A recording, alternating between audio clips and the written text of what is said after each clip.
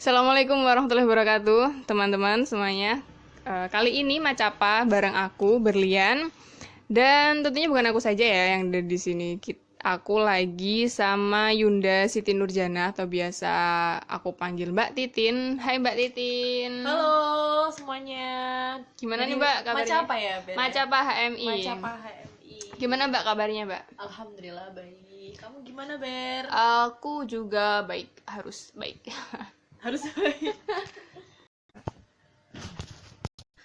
Oke, Yunda Titin ini adalah salah satu pengurus di Kohati Cabang Jember, ya kan?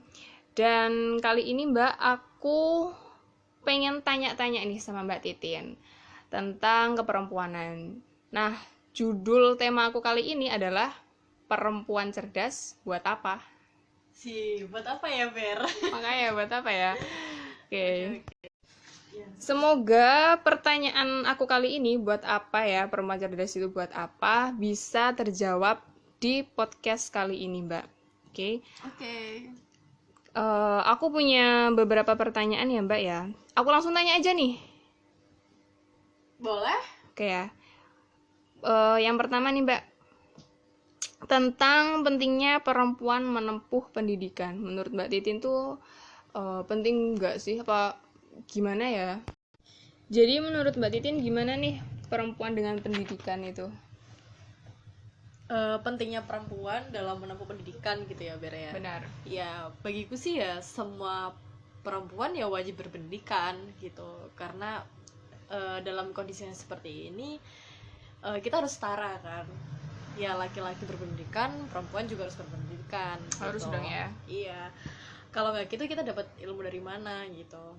Nah, untuk melihat terkait pentingnya sebuah pendidikan, kita juga harus menilik dong dari sejarah pergerakan perempuan, sejarah keperempuanan. Nah, itu kan juga dilihat kan bagaimana struggle-nya pejuang-pejuang kita memperjuangkan posisi perempuan pada saat itu, yang mana perempuan masih dikatakan apa ya, buta huruf lah ya. Nah, pada waktu itu kan R.A. Kartini memperjuangkan hal itu agar perempuan Indonesia itu melek huruf. Nah, dari situ kan sudah terlihat nih pendidikan ini sangat penting gitu bagi sosok perempuan. Ya, maka dari itu bagi saya juga pendidikan penting.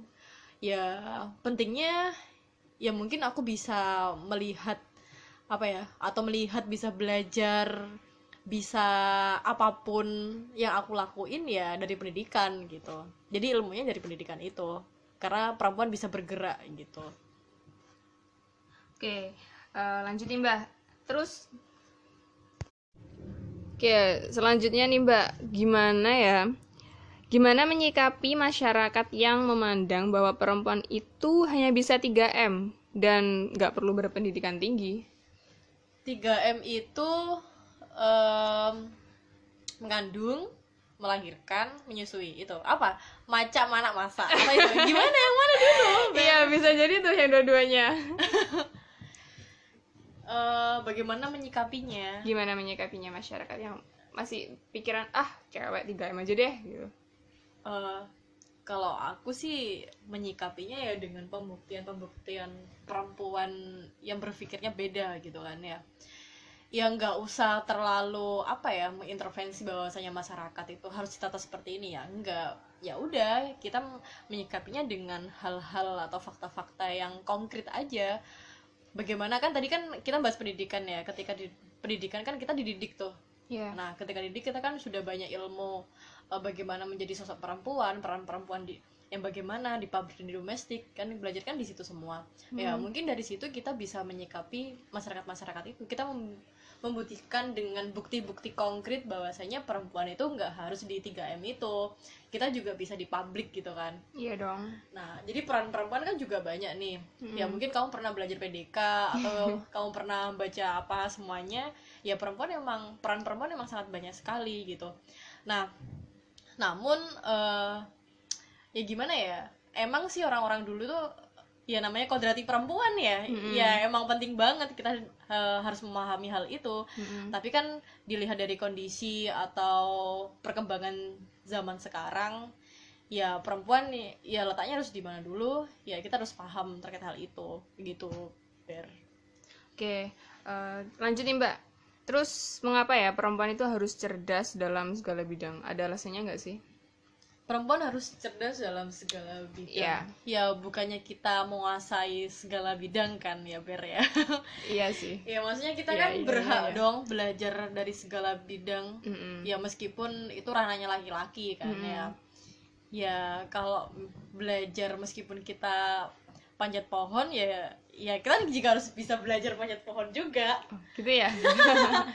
Ya nggak masalah kan, Iya cuma dong. yang nggak bisa kan laki-laki hamil dong. Oh iya sih. Ya ya bagiku sih perempuan tuh harus cerdas emang dalam segala bidang. Ya mungkin itu merupakan sebagai tameng ya buat dirinya sendiri, ya membuktikan bahwa perempuan ini nggak serendah apa yang dipikirkan oleh masyarakat gitu kan ya. Iya. Ya gimana ya, mungkin kalau berbicara cerdas ini faktor alamiah ya, mungkin lebih enaknya perempuan ini memahami dalam segala bidang. Aku lebih sepakat kayak gitu sih, ya nggak apa-apa sih. Oh, lebih memahami gitu ya? Kalau memahami ya mungkin lebih enak gitu kan. Kalau cerdas ya alamiah gitu. Emang gimana ya, perempuan itu ada yang cerdas tapi masih belum memahami apapun, itu banyak loh. Ya udah dia, ya bukan aku mengintervensi perempuan ya, kebanyakan kayak gitu. Dan kebanyakan juga perempuan juga harus memahami semuanya gitu. Emang sangat penting banget kalau kita memahami dari segala bidang, karena perempuan merupakan apa ya, bisa dikatakan memiliki sisi yang multi peran gitu. Multitasking gitu kan ya. Nah jadi ya bisa dikatakan hal itu. Ya makanya itu kita harus memahami segala bidang gitu. Mulai contoh ya, kalau kita melihat ibu kita merawat adik, terus masih ngurusin suami, masih masak, ya Allah subhanallah banget kan ya. Perempuan masih bisa sana kesini, atau lagi misalnya ibu kita masih memiliki pekerjaan di luar gitu kan, atau seorang guru kayak di luar atau apa. Jadi dia mempersiapkan hal itu. Jadi dia bagaimana dia memahami pekerjaan di luar, bagaimana dia memahami keadaan di rumah seperti apa, masih membagi waktu sana sini. Nah itu bagiku ya sangat penting banget gitu, kayak manage waktu. Nah manajemen waktu gitu ya. Mungkin apa ya, aku lupa ya, perbedaan otak perempuan sama laki-laki. Emang dominan perempuan itu emang sangat bagus banget gitu. Persentasenya lebih tinggi perempuan gitu. Hanya saja laki-laki nggak bisa multitasking perempuan gitu. Ya mungkin laki-laki pasti akan bingung di situ. Oke, lanjut nih Yunda. Sejauh apa Yunda mengimplementasikan perempuan cerdas selama menjadi pengurus Kohati cabang Jember periode ini? Gila pertanyaannya. Mengimplementasikan jadi sosok Kohati ya. Iya dong. Aduh, bagaimana lembaga ini mengimplementasikan ya? Ya selama aku berproses di Kohati atau sebagai masih menjadi kader di komisariat, ya aku merasakan sih bahwasanya Kohati ini mengimplementasikan dengan sebuah acara atau dengan ide-ide yang sangat bagus, agar kader-kader HMI Iwati ini memahami bahwasanya penting banget nih menjadi sosok perempuan yang cerdas, perempuan yang multitasking, perempuan yang yang segalanya lah. Ya bagiku sih selama ini Kohati sendiri memberikan apa yang dibutuhkan oleh kader-kader HMI Wati terutamanya. Nah ini pertanyaannya buat aku sendiri ya. Buat Yunda. Buat aku kan ya, bukan buat lembaga ya. Kalau aku sendiri sih, ya Allah kayak pamrih banget. Ber ya. Aduh susah banget ya. Ya selama ini mungkin Ber. Ya mungkin aku bukan mengimplementasikan sosok perempuan cerdas dari aku karena aku bukan sosok perempuan yang cerdas. Kok bisa? Ya nggak tahu ya, aku nggak bisa mengatakan hal itu karena di atasku masih banyak perempuan-perempuan yang cerdas. Ya mungkin sejauh ini aku sering sering berbagi aja sama teman-teman terkait kebutuhan HMI-wati terutamanya, atau terkait isu-isu keperempuan, bahwasanya perempuan nih harus kayak gini nih gitu, kita harus tetap beda gitu, kita harus memiliki ciri khas gitu kan. Ya mungkin aku lebih jauhnya ke sana, tukar-tukar ide atau apapun gitu. Jadi aku lebih fokusnya ke sana aja gitu. Kalau mengimplementasikan menjadi perempuan yang cerdas, ya aku masih minim ya, masih dikata masih minim banget lah, masih butiran debu lah gitu. Ya mungkin dari dari aku itu aja, Ber. Ya aku nggak bisa jawab. Ya mungkin kalau sekarang masih belum bisa ya, tapi mungkin next time ketika seorang Mbak Titin jadi seorang pemimpin. Weh, gimana nih? Next time coy. Kayak pertanyaanku Mbak selanjutnya nih. Jadi menurut Mbak Titin nih, gimana kalau perempuan itu jadi pemimpin? Seorang Mbak Titin jadi pemimpin, gimana menurut Mbak? Ya kalau misalnya aku jadi pemimpin ya fan-fan aja kan ya, tapi kan aku harus memahami sih tipikal-tipikal pemimpin yang seperti apa dulu, melihat kondisi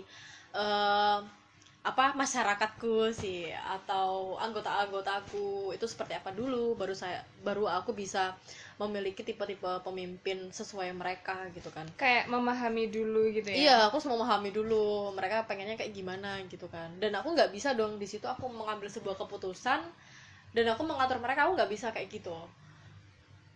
Meskipun sosok pemimpin harus bijaksana dan sebagainya ya, tapi kan dilihat dulu sosok yang bijaksana ini seperti apa dulu gitu kan, sosok yang demokrasi gitu, sosok yang karismatik yang seperti apa, itu kan banyak sih tipikal pemimpin. Iya. Nah kalau perempuan menjadi sosok pemimpin ya fan-fan aja gitu. Contoh lah, kita melihat kampus kita UNED ya, kebanyakan yang menjadi ketua jurusan adalah perempuan gitu. Dari situ aja bahwasanya perempuan juga cocok menjadi seorang pemimpin. Ya kita bukan hanya memberikan pemikiran lewat perasaan aja, ya kita juga menganalisis itu semua gitu. Jangan memahami perempuan karena perempuan memakai perasaan mulu, ya enggak, kita juga menganalisis semua keadaan gitu. Iya sih. Ya kalau aku menjadi pemimpin mungkin gimana ya? Ini salah pertanyaan. Ya tadi kan katanya Berber, bagaimana sih kalau perempuan tuh menjadi pemimpin ya? Iya. Sorry aku sering mobilnya Berber. That's no problem. Lanjut. Ya fan-fan aja Ber, bukan bener ya, emang kayak gitu sih, kita nggak boleh otoriter atau seperti apa. Mungkin ada tipikal pemimpin yang seperti itu, tapi ya kita harus lihat dulu bagaimana masyarakat kita gitu. Ya mungkin kebanyakan perempuan itu dikucilkan sih kalau lihat dari isu-isu sekarang ya. Kita emang sih kita diberikan beberapa persen kursi ya sebagai keterwakilan perempuan ya dimanapun gitu kan ya, apalagi di DPR gitu kalau kita berbicara hal itu ya. Tapi kan masih banyak ketidakadilan gender dalam situ. Nah jadi kayak gitu nih, membuat perempuan ini masih merasa belum bisa dipercaya menjadi pemimpin. Padahal kalau kita melihat atau kita berpedoman dalam Al-Quran, surat Al-Baqarah ayat 30, bahwasanya Allah Subhanahu wa Ta'ala telah menciptakan manusia dan laki-laki ini itu sama dan untuk menjadi seorang pemimpin.